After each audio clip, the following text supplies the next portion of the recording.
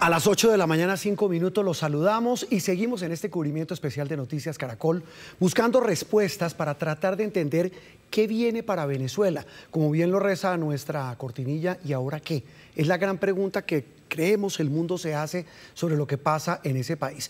Desde el mismo día en que ocurría la intervención militar de Estados Unidos en Venezuela, la captura de Nicolás Maduro, hemos hablado con distintos sectores del país, distintos también voceros y sectores en Venezuela y en diferentes partes del mundo. Lo hemos hecho con analistas en Estados Unidos, pero repito, también es muy importante conocer la impresión en Colombia de quienes han tenido que ver con la política internacional. Hemos hablado con varios expresidentes y nos acompaña a esta hora de la mañana, y es un gusto saludarlo, al señor expresidente Ernesto Samper Pizano, expresidente de Colombia. Presidente, gracias por acompañarnos aquí en Noticias Caracol, muy amable por estar con nosotros en esta mañana. Con muchísimo gusto, Juan Roberto, el placer es mío de estar con usted y sus televidentes. Presidente, arranco tal vez con la más reciente declaración del presidente Trump para su primera reflexión de lo que ha pasado en estas horas tan agitadas en Venezuela. Dijo en una entrevista con NBC, primero, yo sigo al mando de Venezuela. Segundo, por ahora no creo que haya elecciones. Y tercero, 3 de mis hombres de confianza van a manejar el vecino país. ¿Qué le dice a usted eso? Bueno, lo primero es decir que la forma como intervino los Estados Unidos en Venezuela y el secuestro del presidente Maduro es totalmente inaceptable. El mundo consiguió, después de 1945, de la guerra, hacer una especie de gran acuerdo de reconciliación internacional, respetando las fronteras de cada país y estableciendo unas normas sobre la no intervención en los asuntos internos de los estados, la solución pacífica a las controversias. Todo ese andamiaje ha sido desconocido sistemáticamente por los Estados Unidos, y no de ahora. Ha habido 64 intervenciones de los Estados Unidos en los últimos 50 años, y esta que se produce en Venezuela pues se viene lamentablemente a agregar a la que se produjo por parte de Rusia en Ucrania y por parte de Israel en Palestina. O sea, estamos volando en pedazos unas reglas de juego que se establecieron, y por eso este episodio tiene unas repercusiones internacionales y otras regionales que por supuesto también podemos analizar. Sí, sobre estas últimas, porque bien interesante lo que usted plantea, presidente. Una cosa es lo que vimos ayer en el Consejo de Seguridad de la ONU, convocado a instancias de Colombia, y ya hablaremos de eso, pero quiero arrancar con esa implicación regional y sobre todo interna. Usted conoce muy bien Venezuela, usted como presidente la vivió, como ministro, usted muchos años ha tenido que ver con Venezuela. Y nos decía ayer un vocero de la oposición, obviamente off the record, nos decía, mire, yo lo que estoy temiendo ahora es que esta confusión, porque nadie entiende, presidente, cómo se llevan a Maduro, dicen que va a haber un cambio y queda de presidenta interina una persona del régimen rodeada, como decía hoy el espectador, los mismos con las mismas. En ese sentido, me decía esa persona de la oposición, aquí puede terminar esto en Venezuela en una guerra civil. ¿Usted comparte ese mismo temor?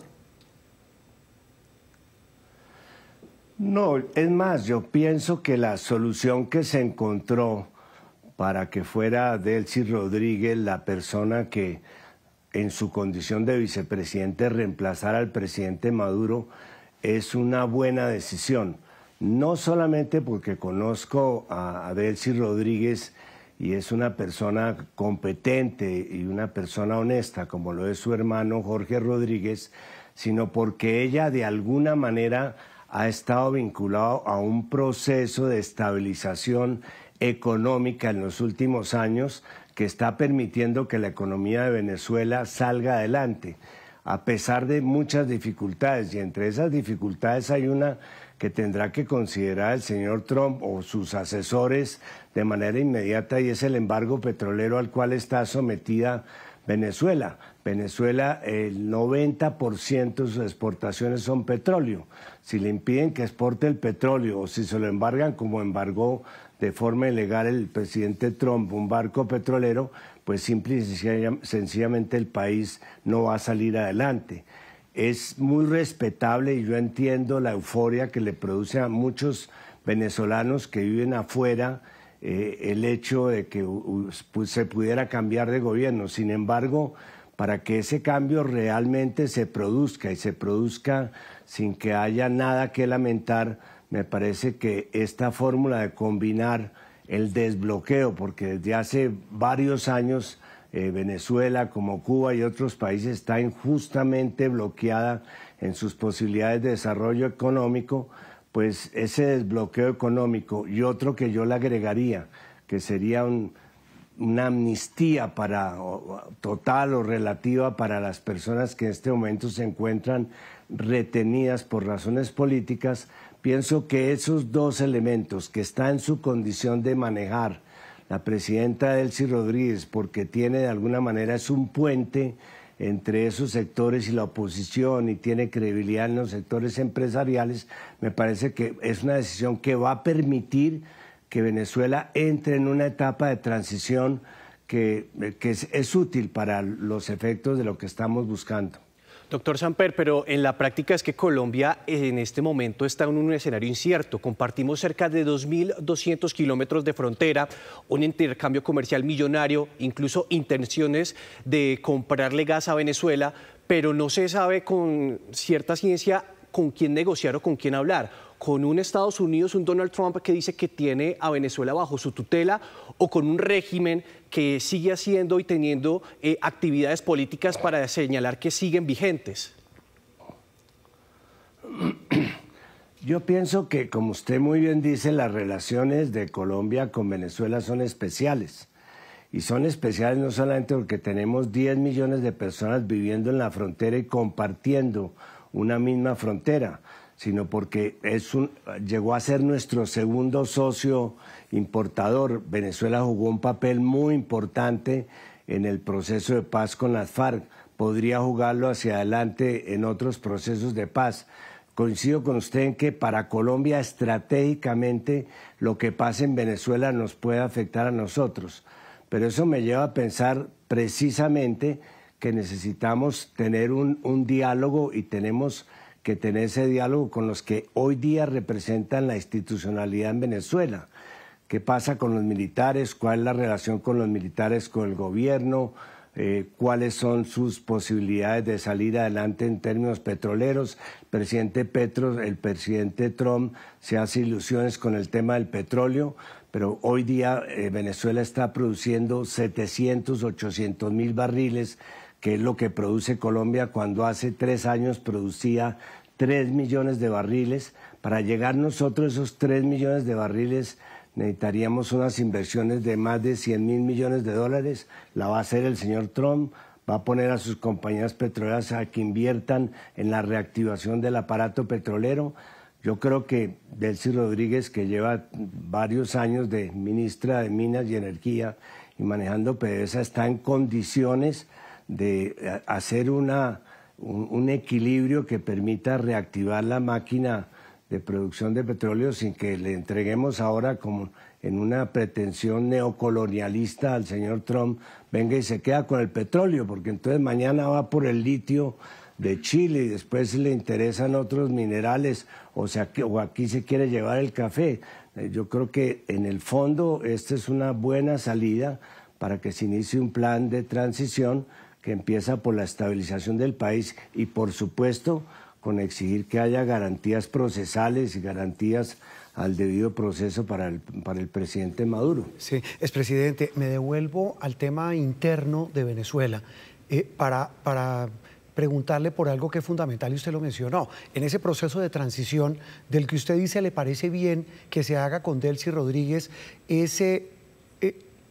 la incógnita de saber qué tan pacífica puede ser esa transición con un gobierno en el que está esta mujer, pero no sabemos por dentro del chavismo cómo está, y con esas sugerencias de que dentro del chavismo y dentro del régimen hubo gente que ayudó a que se llevaran a Maduro. Es decir, ¿qué tan traumático puede ser ese cambio en Venezuela con un escenario tan complejo como ese? Bueno, yo pienso que podría ser mucho más dramático si en este momento simple y sencillamente el presidente Trump se hace cargo de manejar Venezuela. Aquí lo que estamos viendo es lo que se ha visto en casi todas las intervenciones que ha hecho Estados Unidos en los últimos 50 años. Y es que tienen mucha habilidad, mucha capacidad y mucho talento para invadir, para producir el cambio de facto, pero muy poca habilidad, como sucedió en el caso de Afganistán o sucedió en el caso de Panamá, para manejar lo que viene después. Y si se trata de manejar lo que viene después, yo creo que hay que buscar una salida en la cual los poderes fácticos de Venezuela de alguna manera puedan manejarse en función de una salida que le convenga a todo el mundo. Sí, señor Samper, hablábamos hace un instante de las implicaciones que tiene eso también para Colombia, pues al final es el país más expuesto. Pero entonces usted hablaba de un diálogo y me quedó una duda. ¿Ese diálogo tendría que ser de Colombia en este momento con Delcy Rodríguez o de qué manera se daría el diálogo entre los dos países? Por supuesto que tendría que darse con las autoridades que en este momento están representando el poder en Venezuela, incluidos los militares que tienen que seguir pues la norma de que ellos están sometidos al poder civil, los organismos judiciales, por supuesto que tendría que ser con ellos, lo cual no excluye que no se inicien unos diálogos que yo considero oportunos y necesarios con la oposición. La oposición de Venezuela la conocí cuando estuve secretario de UNASUR, y hay personas muy capaces, la misma señora María Corina Machado, es decir, hay que hacer un acuerdo nacional para tratar de reencaminar al país, pero creo que en este momento lo que hay que hacer, dado el traumatismo que produjo la forma como fue roto, digamos, la estructura de poder de Venezuela, lo que hay que hacer es buscar un plan de estabilización, luego hay que hacer un plan de transición y al final de ese plan se puede todo esto solemnizar con una participación popular.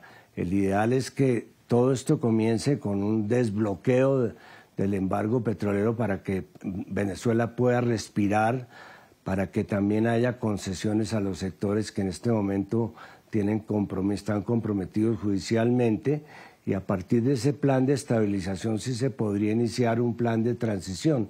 Y creo que una figura como Delcy Rodríguez, que de alguna manera tiene posibilidad de influir sobre las distintas fichas de este ajedrez, pues sería la forma más pacífica de llevar adelante una negociación. Me preocupa quizás, si ustedes no lo han planteado, que este tema se haya concentrado demasiado en la parte judicial.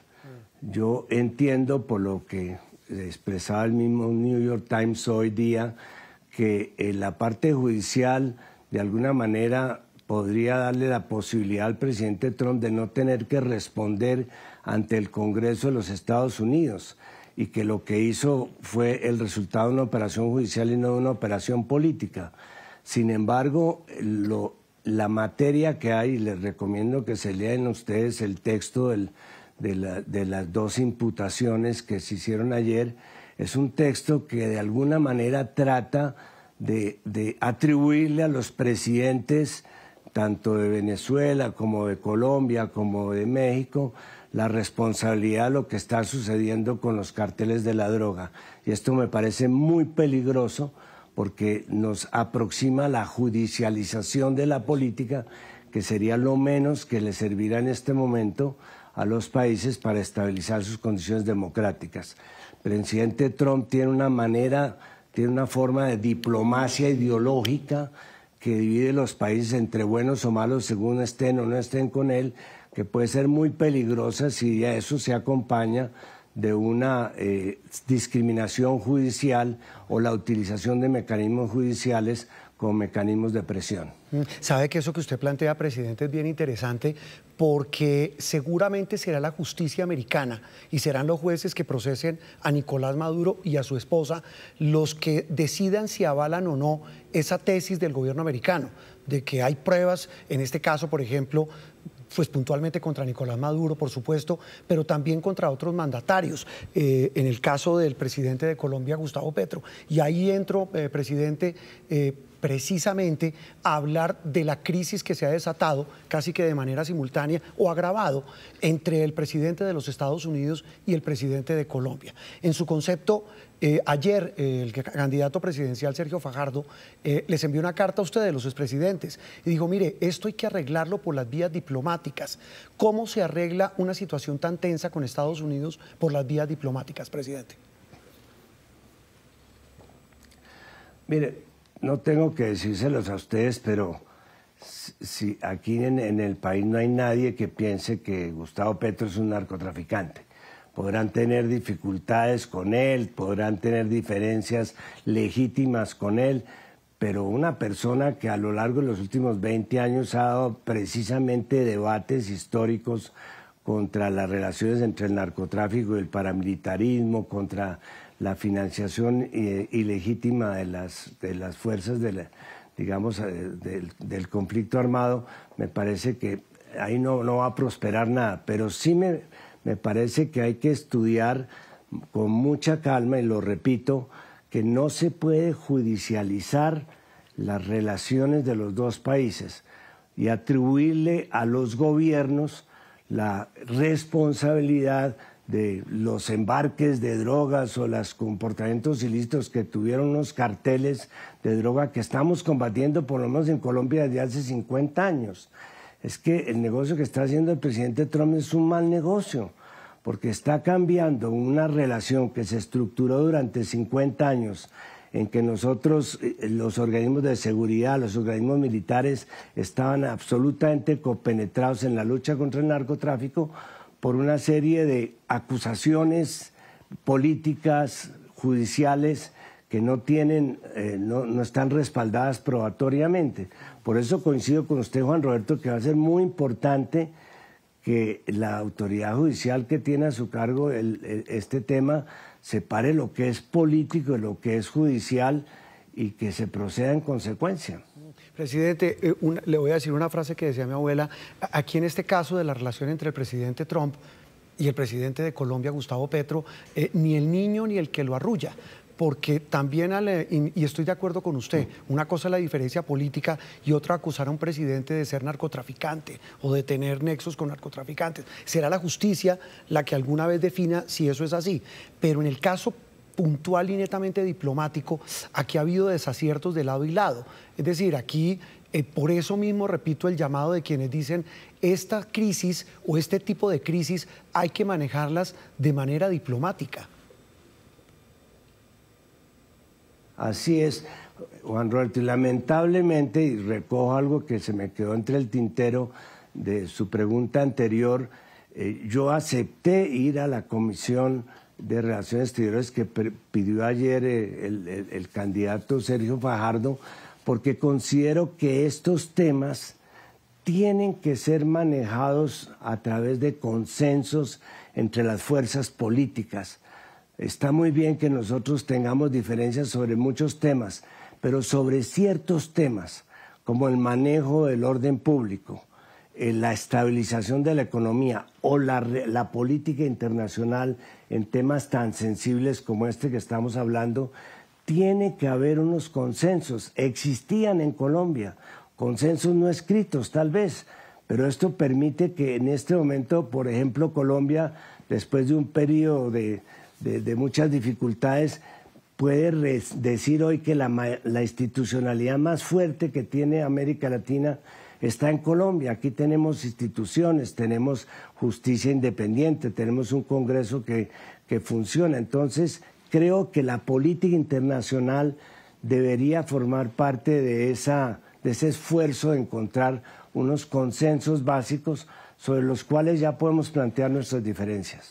Me queda una pregunta final, presidente, y es esta crisis con Estados Unidos que usted ha visto en los últimos días ha exacerbado los ánimos políticos en Colombia. ¿Qué tanto va a influir en la campaña política que se avecina o que ya comenzó?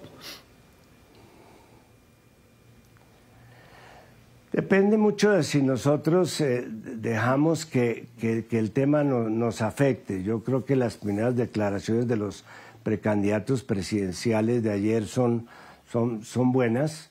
Hombre, respeten nuestra soberanía, respeten nuestro derecho a decidir nuestras diferencias.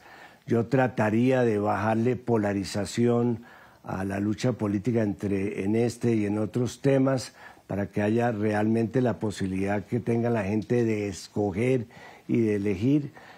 Me preocupa, y lo dejo como una inquietud final que seguramente ustedes podrán explorar mejor que yo, qué está pasando al interior de los Estados Unidos, porque estamos viendo a un presidente que no respeta las reglas constitucionales, que está gobernando por decretos ejecutivos, que está haciendo actos de matonismo internacional, aprovechando, dejando por fuera el Congreso, las universidades enfrentadas, los medios de comunicación de alguna manera sorprendidos.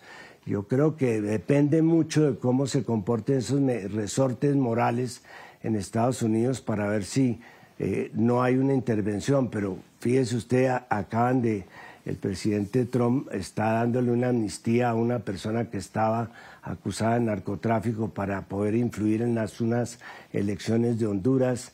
Yo creo que nosotros tenemos que ser muy claros en que no se nos metan en la campaña. Estos temas no pueden ser objeto de enfrentamientos electorales y para eso considero que es válido que busquemos el consenso en la Comisión Asesora de Relaciones Exteriores. Pues señores, presidente Ernesto Samper, de verdad un gusto que nos haya acompañado, muy valiosas sus reflexiones sobre un momento tan complejo, tan difícil en el que estamos viviendo por cuenta de lo que está pasando en Venezuela. Le agradecemos mucho por estos minutos aquí en Noticias Caracol y volveremos a hablar pronto. Bueno, Juan Roberto, con muchísimo gusto.